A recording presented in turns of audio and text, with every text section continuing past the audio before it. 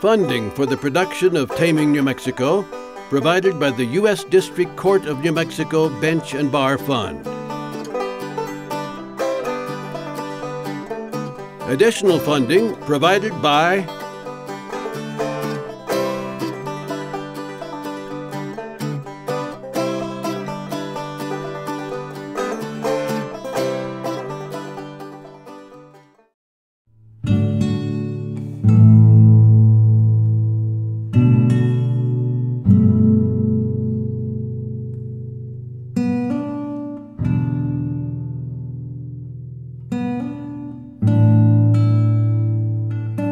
In shackles and handcuffs, William H. Bonney struggled up the stairs to the second floor of the Lincoln County Courthouse, ahead of Deputy Sheriff James Bell. Days away from hanging for the murder of the county sheriff, Bonney was about to enter the realm of legend. The cocky and cunning outlaw slipped off his handcuffs, cracked Bell on the head with them, and then killed him with his own gun. Bonney waited by a window for Deputy Sheriff Robert Ollinger to respond to the gunfire and shot him dead. Then Bonney, forever to be known as Billy the Kid, fled Lincoln on a stolen horse, propelling himself and New Mexico into the history books.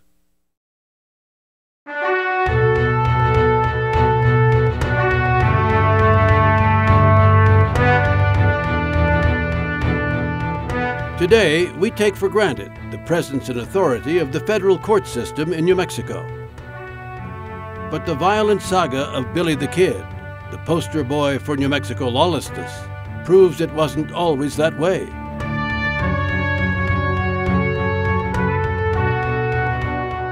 Establishing and enforcing the law over the span of 400 turbulent years in one of the most culturally and geographically diverse areas was, and still is, a staggering task.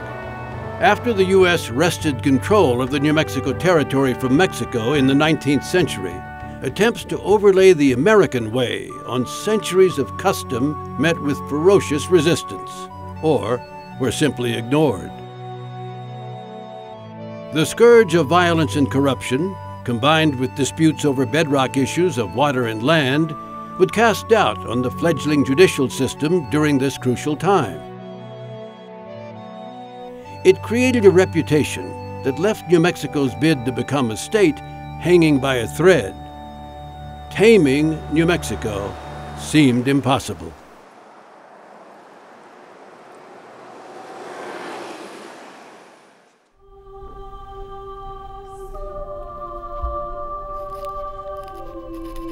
Fighting a bitter legal battle in colonial New Mexico, Doña Teresa's cry for truth would echo through the centuries as New Mexico began a long journey towards establishing justice in a land remote beyond compare.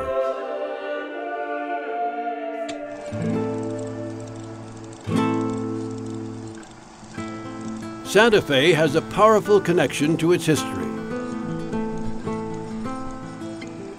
At the heart of it is the Palace of the Governors, built in 1610, as Spain's capital in the new territory. This mud palace was New Mexico's earliest de facto courthouse, and it was up to the governor to dispense justice.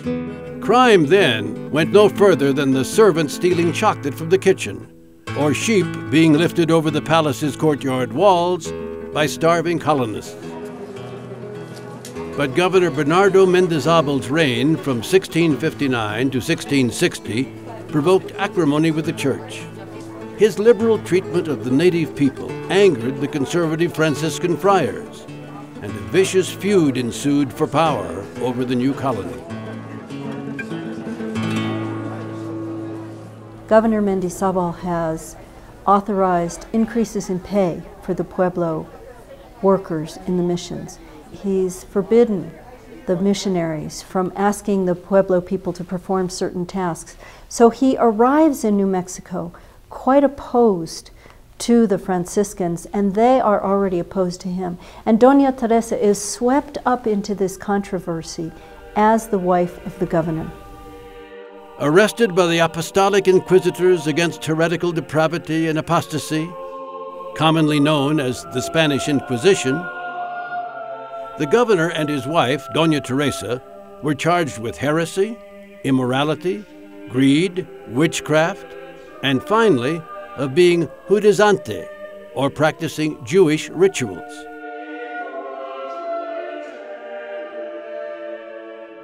They were carted off to the prison of the Holy Office, Mexico City's Palace of Inquisition. Doña Teresa was intelligent, she was forthright, she was fierce in her defense of herself and her husband. Writing relentlessly, the alleged heretic fought bravely from her jail cell to combat the accusations leveled against her. 2 years later, after Doña Teresa's husband died and her seized assets exhausted, the Inquisition suspended the case and admonished her to live a Christian life. In Spanish, there's an expression, pueblo pequeño, infierno enorme, and that pretty much describes Santa Fe, a small town, but an enormous hell.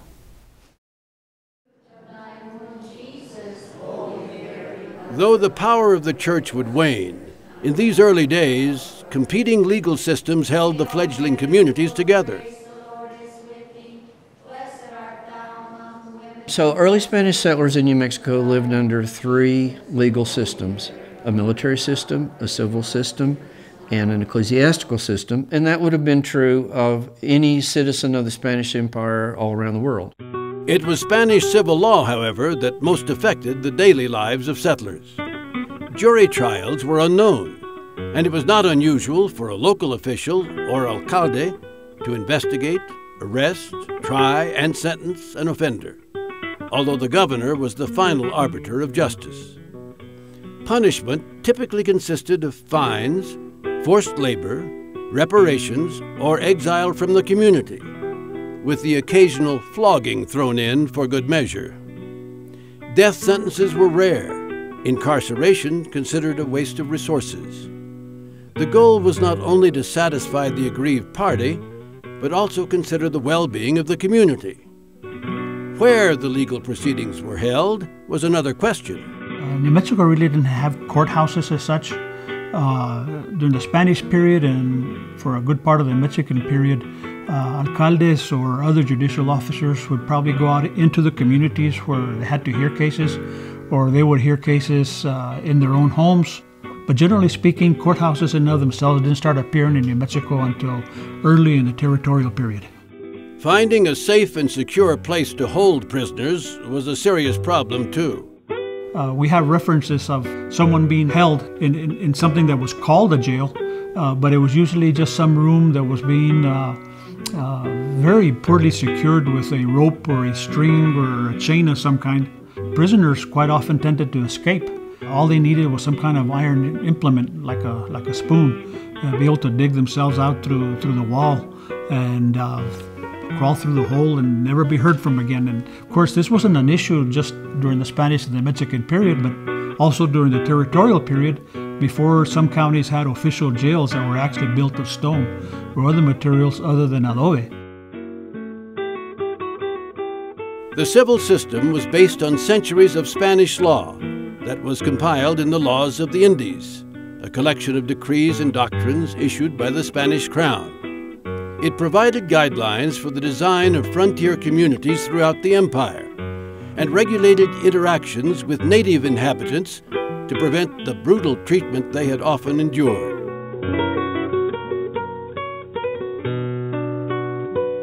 Although sometimes ignored, it stands as the first example of international law and signaled the dawn of human rights. At the local level, the law served the settlers of New Mexico well, and officials generally made serious efforts to determine the facts of each case and render practical judgments. Well, a good example of this was in 1714 when a widow named Juana Montaño accused a man, Nicolas de Chavez, of rape.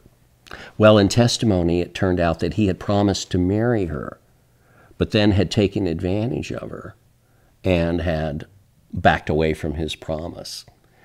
Well, Nicholas was an honest man. He confessed to what he had done, and his penalty was simply that he had to marry the widow Montaño.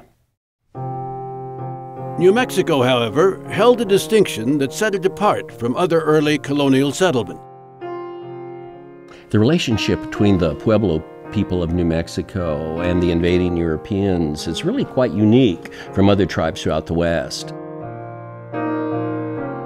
Because of the 1680 Pueblo Revolt and then the return of the Spanish a dozen years later, the Spanish were much more willing to accommodate the needs of the Pueblos. And so the Pueblo people were able to use the Spanish legal system to protect their water and their land rights in a way that other tribes, even New Mexico tribes like the Apaches and the Navajos, were never able to do. So you have to put all of this in historical context. The French were interested in the Native Americans mostly for trade. They didn't want to move to North America and live here. They wanted to have good trading partners, and so that was their relationship with Native Americans. The Spanish had a different relationship. They were interested in mining for gold and other precious resources and saving the souls for the Catholic Church. That's where the English were different. The English came and the colonists wanted to settle North America. They wanted to live here. And so the Americans, they didn't want to necessarily have trading partners, and they didn't necessarily want to save them for religious purposes. They just wanted to get the Native Americans the hell out of the way.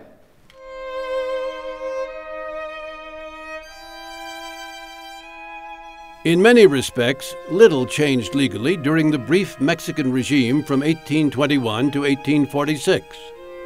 The major difference was that Pueblo Indians went from being wards of the Spanish crown to full-fledged Mexican citizens. That recognition, however, would cast doubt on ownership of Pueblo lands and set the stage for conflicts over land and water that continue to this day.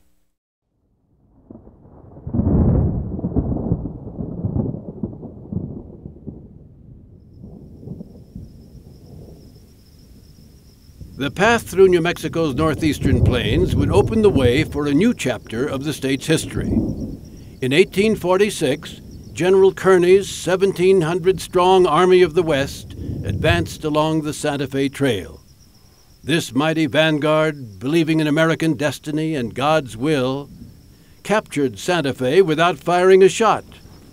Kearny promised the newly conquered, "Not a pepper nor an onion shall be disturbed." Kearny appointed Charles Bent as governor and established a provisional government.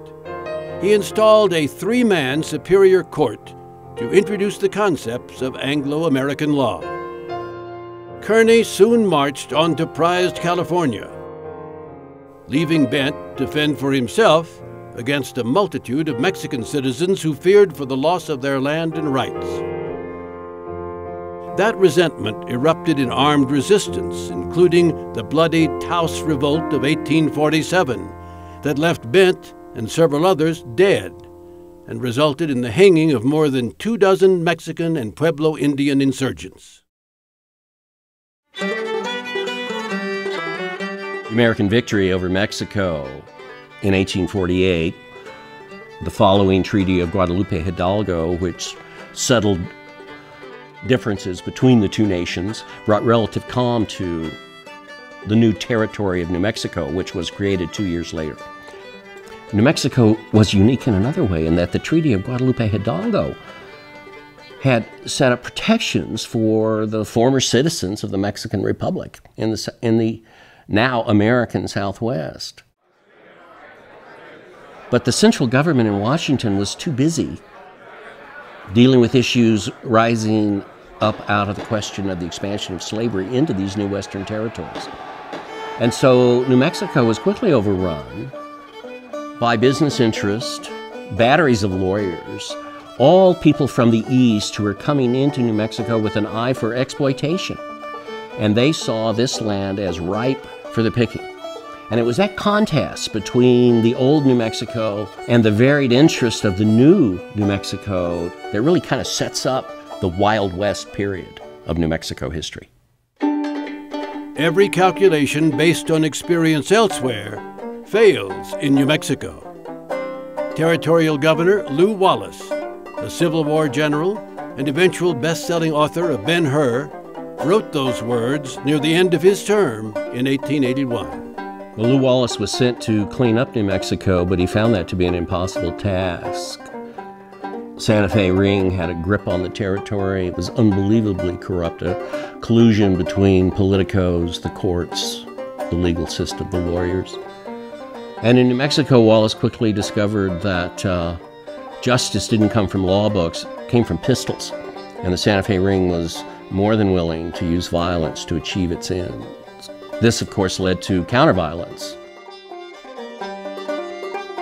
So the Lincoln County War, and we call it a war, but it's really a feud. It's a feud between two mercantile factions that want control of this county's economy. And it's a feud that breaks out into violence. One of the problems is, of course, the law is not impartial in Lincoln County. The sheriff is siding with one of these mercantile firms. And so the other side, they're left out. They see this is unjust, it's unfair. And this group called the Regulators comes out of that frustration because the law is on one side. The law actually has a hand in killing one of their bosses. And so they seek their own justice because there's no other way. So you have a youngster, a young kid like Billy the Kid, who's trying to deliver a new kind of justice, gunsmoke justice, the justice of the West. Nobody drinks the water. They're fueled on alcohol. They have a high sense of personal honor. So gunfights are incredibly common. No one trusts the law. And so the citizens take the law into their own hands. The federal government seems to just completely ignore New Mexico. So much so, in fact, that they don't even appropriate the necessary funds to build courthouses to be symbols of the new law that's supposed to be coming here. In 1853, construction began on what would eventually become the first federal courthouse in New Mexico. The inhabitants, who had all been Mexican citizens, wanted to impress the Easterners that we were not all living in mud huts, and therefore decided to build a substantial stone building as our capital. This building was to be built in 3 stories, have the executive offices on the bottom floor and the basement. Now, the middle floor was the judiciary, and the upper floor, this room, was to be the legislature. It got up a story and a half, and we ran out of money. Once construction was suspended, the area basically became the town dump. In 1887, Congress appropriated the money to finish the courthouse, and it was completed in 1889. It took so long to get this building up, over 3 decades. And symbolically, it took a long time to bring law to this new territory. And to the relief of lawmen and judges everywhere, the first territorial prison finally opened in Santa Fe in 1885, a mere 30 years after construction had begun. While federal money trickled in, the coming of the railroad in 1878 brought a steady stream of outlaws. The need for honest and brave lawmen would become acute. Well, with lawlessness rampant, with the courts suspected of corruption, in a lot of ways the U.S. Marshal became the symbol of federal law in the West, especially in New Mexico territory. But it was tough to get good men to carry that badge. It was a dangerous, dirty job. And of course, nothing makes this clearer than the escapability of the kid out of the Lincoln County so-called jail. Part-time lawman guarding a desperate outlaw in a makeshift jail. He escapes, 2 dead lawmen. Of course, this sets up one of the most famous manhunts in all of American history. But it also highlights the whole problem of establishing law and order in this wild territory. Who would want that job? This is the most famous murderer in New Mexico territory, and you've got the job, Pat Garrett. You know, in the nation's press, it seems like there's a robbery or a murder every day in New Mexico territory. So, you know, how are you going to grant statehood to such a violent place? Territorial judges were not exempt from frontier violence. Prior to a trial in Las Vegas, Judge Samuel Axtell, who was threatened if he proceeded with the case, ordered the sheriff to search everyone in the courtroom. 42 revolvers were piled before him on a table, some taken from the attorneys in the case. Well, while Axtell may have dodged a bullet, that certainly didn't work for the Chief Justice of Territorial New Mexico, John Slaw. William Reinerson led an effort by the territorial legislature to get Slaw removed from the bench, this infuriated Slaw. And he called Reinerson some choice names, a coward, an SOB. And Reinerson demanded that Slaw retract those statements, but Slaw wouldn't, of course, because they were absolutely true. This led to the confrontation in the Exchange Hotel in 1867. Reinerson demanded that Slaw retract what he had said, or he'd shoot him. Slaw replied, "Well, go ahead and shoot, damn you." To which Reinerson pulled a pistol and shot the Chief Justice dead. Now, evidently in territorial New Mexico, this was considered justifiable homicide because Reinerson, of course, moved on up in the ranks of territorial justice. He actually is appointed as the territorial attorney. Fortunately for the New Mexico legal system, Slaw would be the first and the only judge murdered. Kirby Benedict was probably one of, if not the most colorful territorial judge we ever had. He was very smart, but he had what you would call a substantial problem with alcohol. Once he was installed in New Mexico, he was very controversial, in part because of his personal habits, and the general in charge of the fort then, General Carleton, asked President Lincoln to remove him during the Civil War.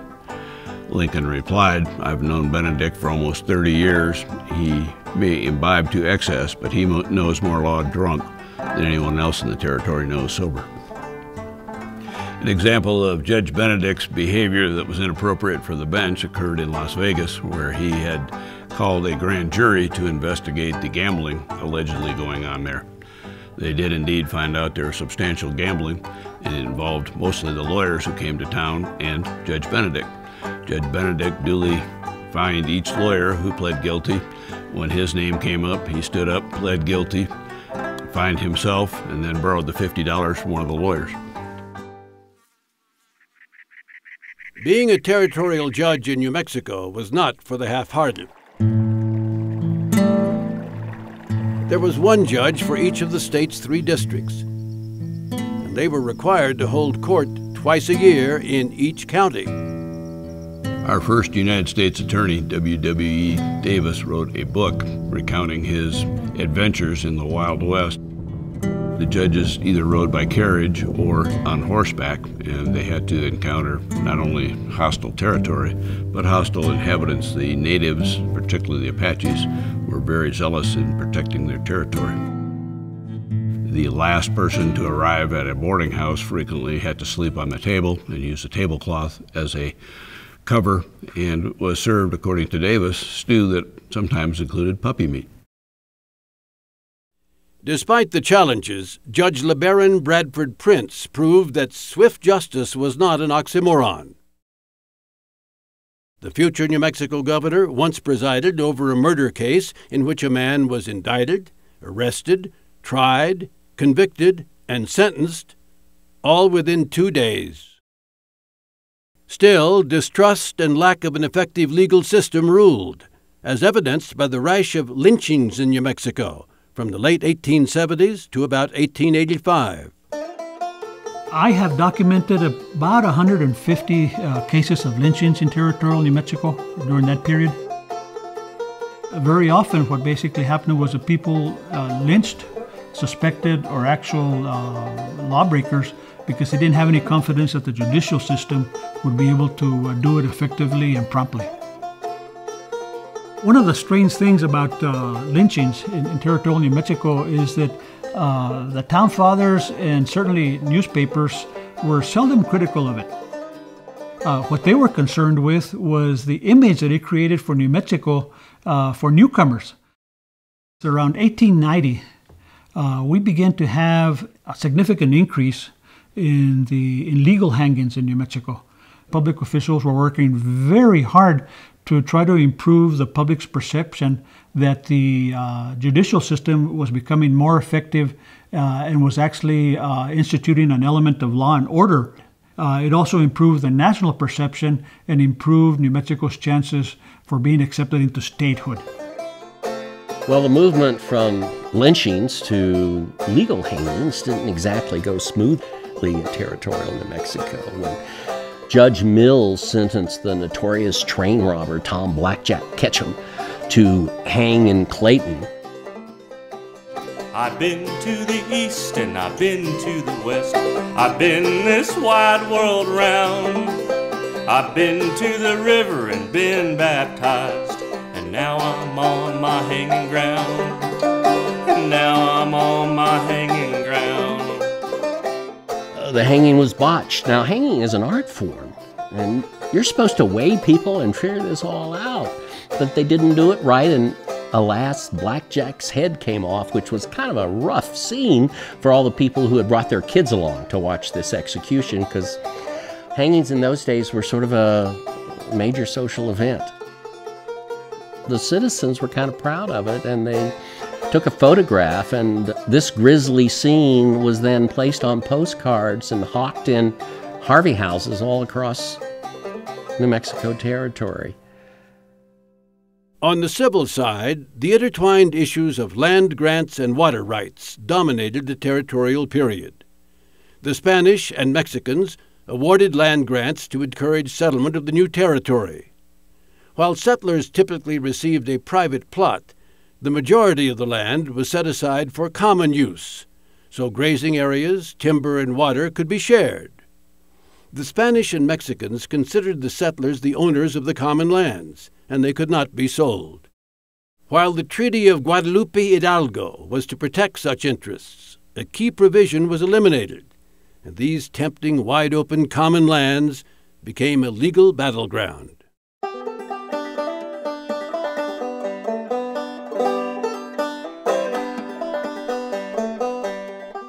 Imagine when the Anglo-Americans arrived and they found that the best land was already in the hands of the Hispano and the Pueblo Indians.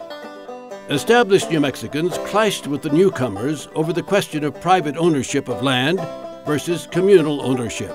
Also, many in New Mexico, Anglos and Hispanics, Republicans and Democrats, felt that the path to statehood hinged on developing the highest uses of the land over mere subsistence, and set out to systematically accomplish that. I think that most historians tend to look at the period and focus on the avaricious lawyers and land swindlers, but there were also other people who came and their interest was in how do we develop the land to make it prosperous. And I think that is a part of the story that is often omitted. While there were businessmen like Thomas Cassaud, who introduced methods that in decades to come would revolutionize the agricultural industry in New Mexico, and who genuinely wanted the entire state to prosper, many of his contemporaries were less scrupulous.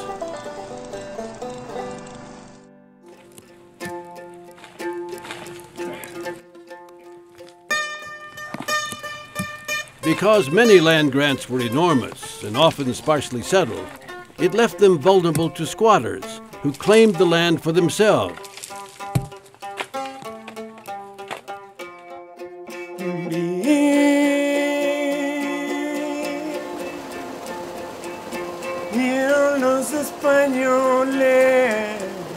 Or for larger companies intent on land speculation. The squatters fenced the land, depriving Hispano farmers and ranchers of access to valuable resources.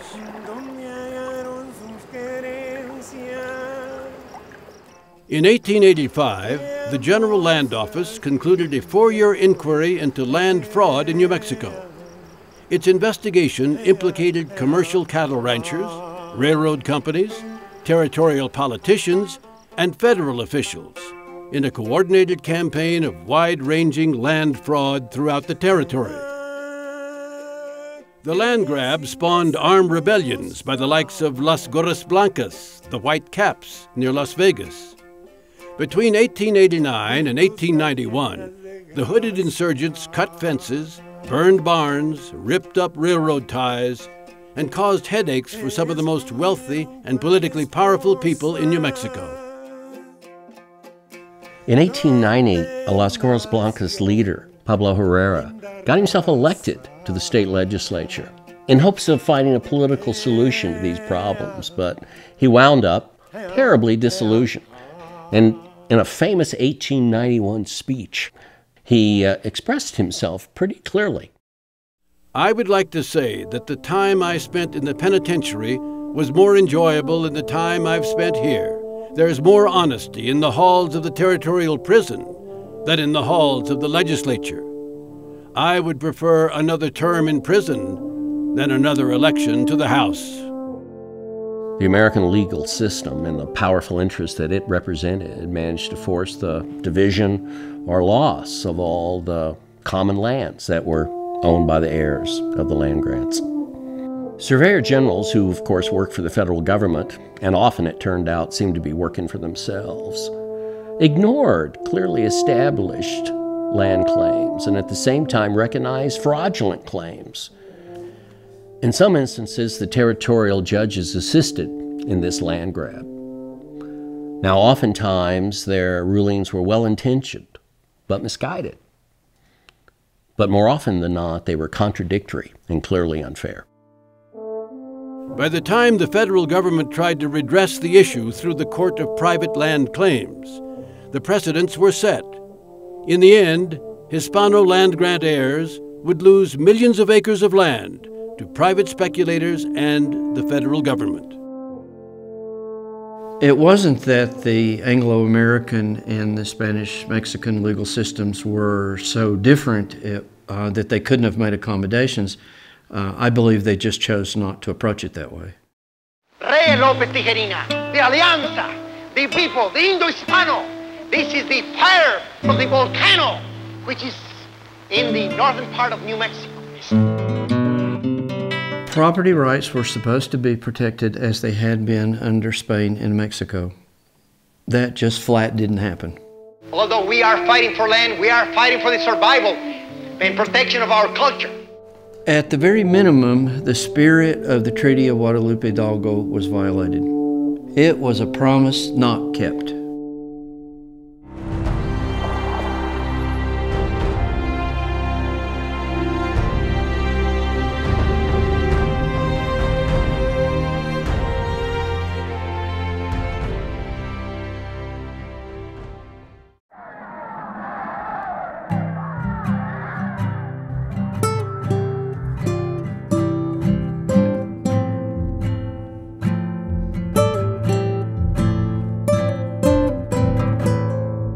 You know, I went to law school in the 70s, and we spent a lot of time looking at the civil rights movement and within the justice system in the 60s. And what we learned from that was, if you want to protect somebody's civil rights, you run to the federal court as fast as you can, because historically, that is where people's civil rights and individual liberties were protected. I like to think when they come to federal court, it works. I mean, we know how to do our job, we get it done, and the people accept it. I mean, to a certain degree, that's what government is about. Does the public accept what we are doing here? And in a democracy, that's terribly important. By 1912, New Mexico would be tamed enough to finally enter the Union. The lawlessness of the territorial period had come to a close.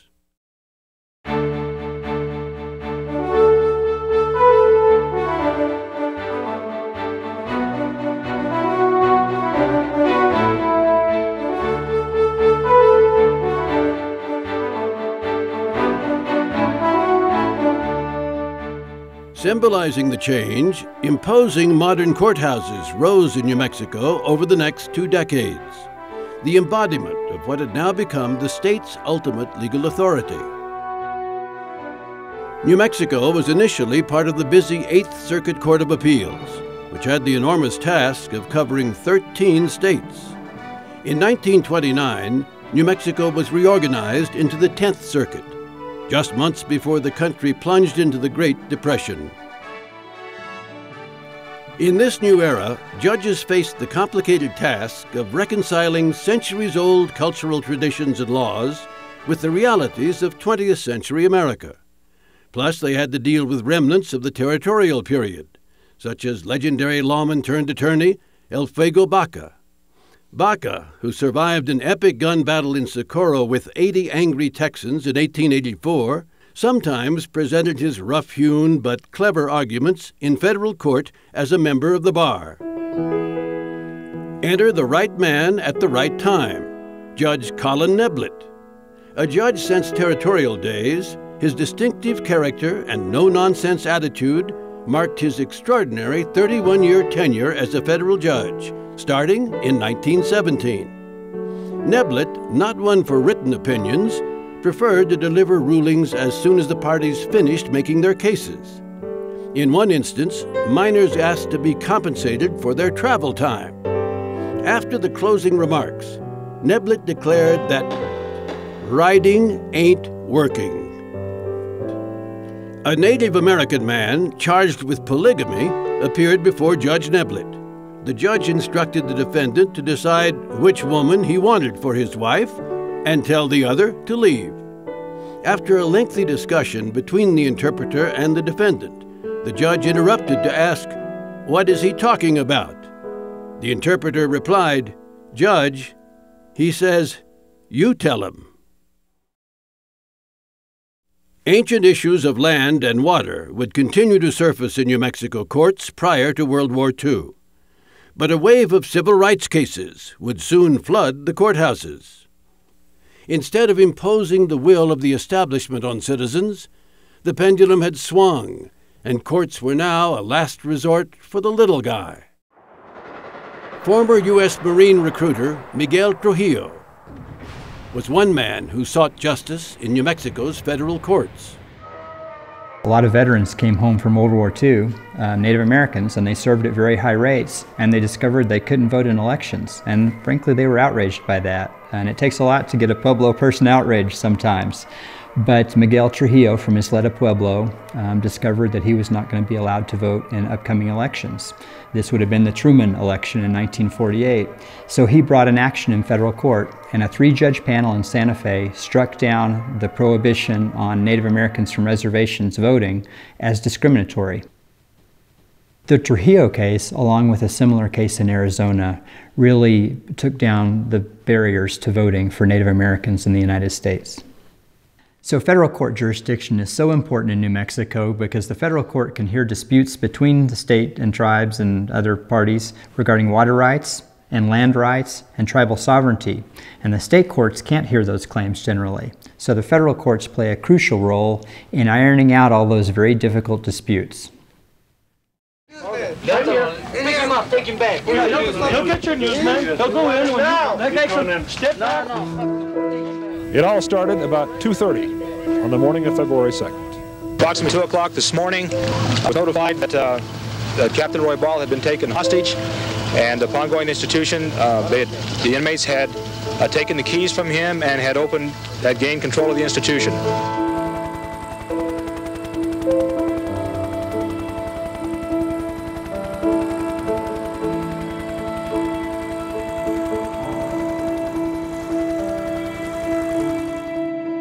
The futility of the situation they're in, and the need for food and medical attention, and the different care that the inmates are realizing that by far the best solution is to come and work with us.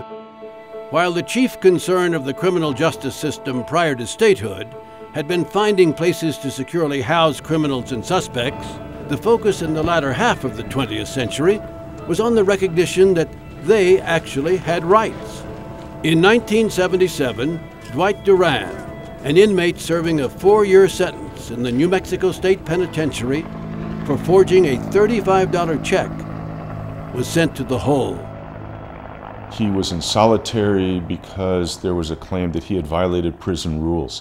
He handwrote a petition to be filed in the federal court asking the court to oversee the prison system It was smuggled out of solitary. It was filed back in the days when you actually really filed paper in the courthouse, and the court took notice of it. The court assigned counsel, and that was the beginning of Dwight Duran's lawsuit that became the Duran Consent Decree. We're human beings just like anybody else around. We don't expect to be as a king here, but we expect to be treated right. The decree set the standard for treatment of prisoners in New Mexico. Ironically, the prisoners and the Department of Corrections agreed to the decree, approved by the U.S. District Court, 1 year before one of the bloodiest prison riots in American history, which left 33 inmates dead and 200 injured. I seen a guy with a screwdriver stuck plumb through his ear, all the way over to, plumb through his head, just hanging against a wall. At one point, I saw a hand floating along down the corridor. I don't know how you'd say it. Was it mass insanity? God, you treat a man like an animal for years and years, and he's going to become an animal.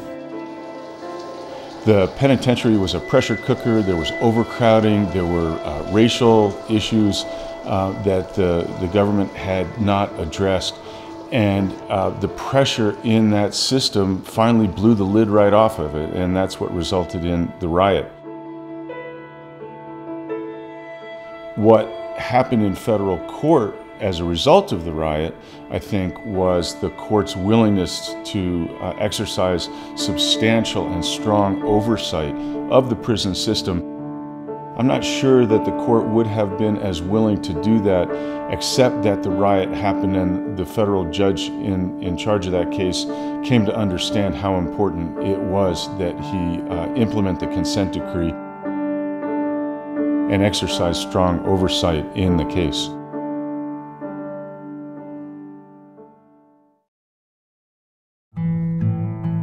The courts also stood up for Walter Stephen Jackson and other developmentally disabled people being cared for in state facilities. In 1985, when Jackson was a patient at Fort Stanton Hospital, he was allegedly forced to drink a cup of oven cleaner. Despite severe burns, he lived. But the incident launched a reform movement that continues to this day. I would rather have been in prison than in either Fort Stanton or Los Lunas training schools. They were truly hellholes. People who were warehoused in those facilities were treated worse than animals in an animal shelter. It was horrific. Judge Parker saw that. He toured the facilities. He toured other facilities in other states that provided adequate services to persons with disabilities and understood that New Mexico had to do the same, and that had a lot to do with his decision to force the state to comply with federal law back in 1990. Communicate with your bodies, okay? And push and pull and play. The requirements of the order that I issued imposed upon New Mexico the obligation of changing the way it cared for the people who basically were being treated in the institutions.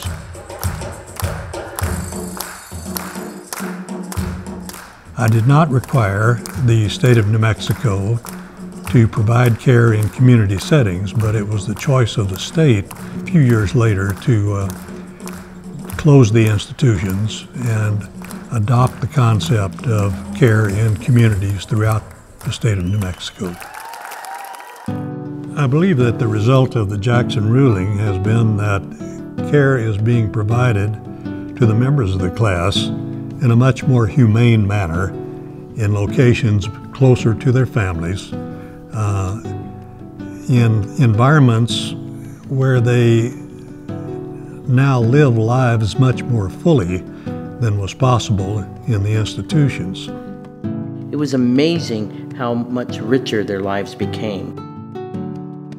There's one parent who came in as an intervener in the lawsuit and who had originally been very much against the lawsuit. And when she recognized ultimately the progress and the quality of life her son had as a result of receiving services in the community, she became the strongest advocate for community services for individuals with developmental disabilities. Perhaps Parker's most famous case involved Los Alamos National Laboratory scientist Wen-Ho Lee. Fully expect to be able to prove beyond a reasonable doubt at the trial of this matter that Lee acted with the intent to injure the United States. In 1999, a federal grand jury indicted Lee on 59 counts of stealing secrets about the U.S. nuclear arsenal and passing them to the Chinese government. However, the charges didn't stand up under scrutiny. Lee ended up pleading guilty to one count of improper handling of restricted data as part of a plea agreement. I remember that case distinctly. I was driving home from the university and listening to the news on the radio. And I was absolutely astonished at what I heard, that this federal judge, Judge Parker, had condemned the government, denounced them for what they had done. It is not only the top decision makers in the executive branch who have caused embarrassment by the way this case began and was handled. They did not embarrass me alone. They have embarrassed our entire nation and each of us who is a citizen of it. I apologize personally and on behalf of the judicial branch of the federal government to Dr. Lee because I felt that the case had largely been prosecuted for political reasons, and I was particularly disturbed by the way that Dr. Lee was held in solitary confinement under what I felt was unduly restrictive conditions. The next few days I'm going to fishing. I issued the apology because I felt that this was not the way that our system of justice should work. You always hear about overreach by government, but in that particular instance, for a federal judge to issue an apology, it indicates and gives confidence to the people that the system can, in fact, work. You know, I always had a lot of respect for Judge Parker before that, but after he issued that apology, I respected him even more. Immigration has long been an issue in New Mexico, and among the most vulnerable people caught in the justice system are undocumented immigrants, as Judge Robert Brack of Las Cruces attests. Immigration is the history of mankind. He presides over one of the busiest courts in the nation. In 2016, he and his colleague, Judge Kenneth Gonzalez, sentenced more than 3,000 defendants, most for illegal re-entry into the country following deportation. People have been moving from one place to another all through history. And it's oftentimes looking for work, looking for pasture, looking for greener pastures, looking for water, arable land, all of those things. And it's certainly not unique to the southwest border. A story in the media the other day, very recently, a boat capsized going from Somalia to Yemen. A lot of people died.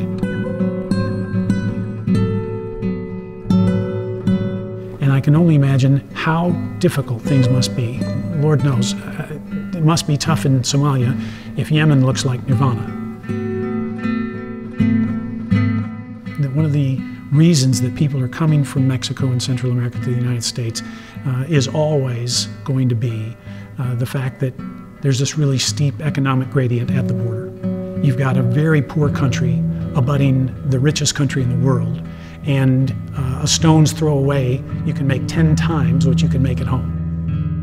Although arrests in the district, which includes El Paso, dropped from about 125,000 in 2005 to about 25,000 a decade later, Brack is still hearing cases in record numbers because of tough federal policies on immigration. After I impose the time-served sentence, for the most part, they are deported and sent back home to Mexico.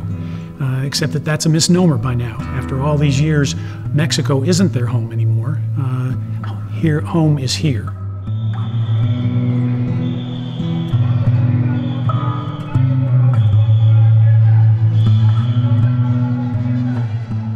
They put down roots here.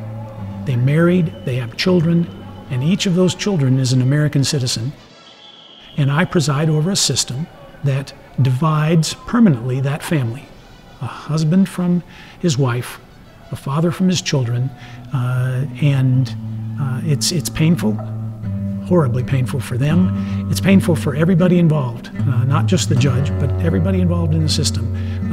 And it's a fact of life that we deal with here every day. I'd like to think that we're better than this as a country, as a government, but the proof of it is too rarely seen. Despite handling thousands of cases, from immigration to more serious criminal matters, sentencing remains a sobering experience for judges. Imposing sentence is the toughest thing we do, and I've imposed more than anybody, and 2 hours ago I was sentencing people instead of sitting in front of this camera, and I can tell you it doesn't get easier over time.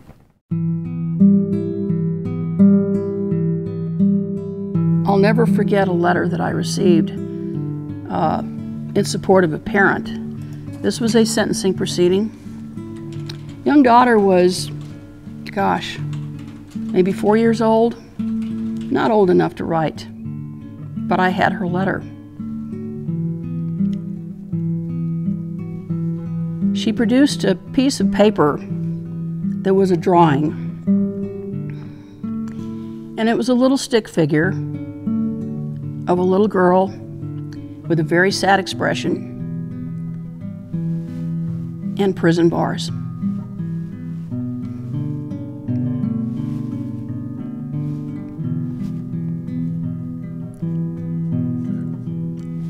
That was her letter to me. Those are things that we see, that we feel, and oftentimes I think I will say as a judge, and I think I speak on behalf of all judges, we absorb.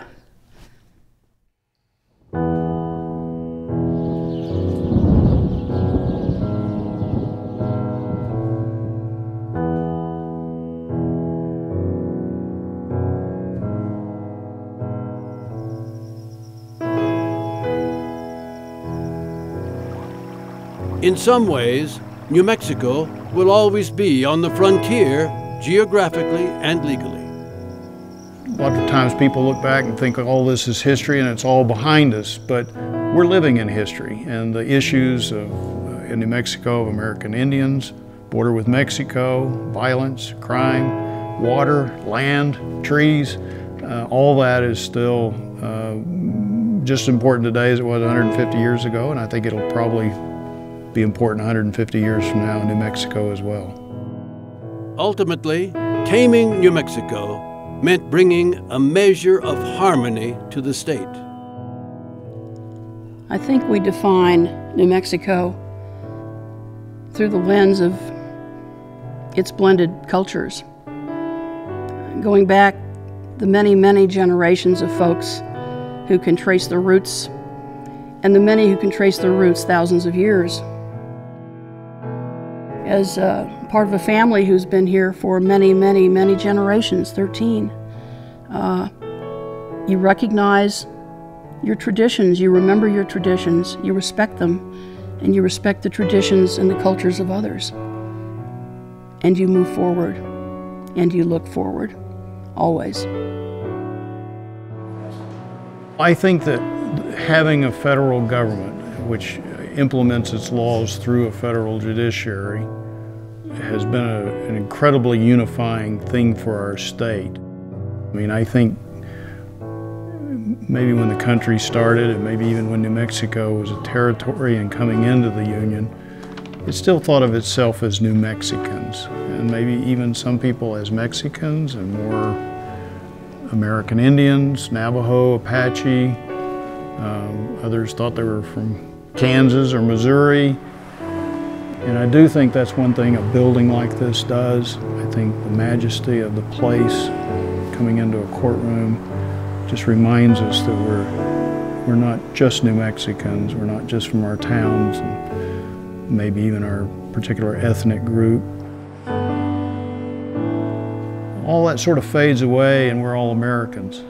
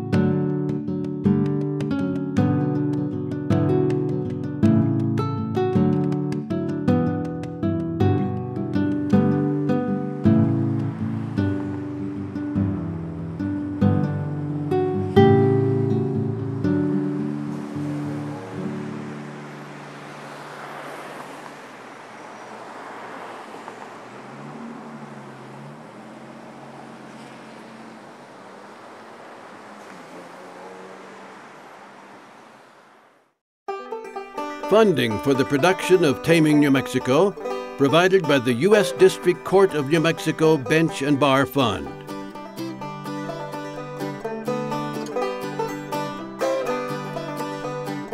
Additional funding provided by